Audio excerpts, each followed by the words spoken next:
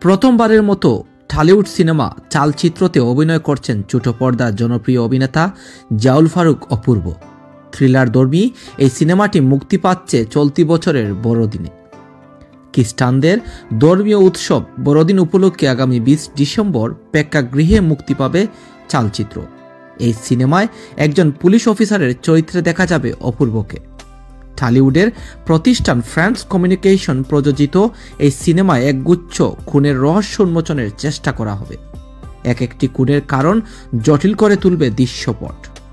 সিনেমাটি প্রসঙ্গে সংবাদ মাধ্যমে আগের দেয়া এক সাক্ষাৎকারে অপূর্ব বলেন, সিনেমাটি নিয়ে আমি বেশ উত্তেজিত, কারণ গল্পটা ভালো, প্রযোজক পরিচালক দক্ষতার সঙ্গে কাজটা করেছেন, তাই আরও ভালো লাগছে ছবিটার অংশ হতে পেরে। অপূর্বর পাশাপাশি এই সিনেমায় দেখা যাবে টলিউডের জনপ্রিয় অভিনেত্রী রাইমা সেনকে। সঙ্গে আরও আছেন টুটা রায় চৌধুরী, শান্তনু মহাশ্বেরী, স্বস্তিকা দত্ত, অনির্বাণ চক্রবর্তীর মতো জনপ্রিয় শিল্পীরা।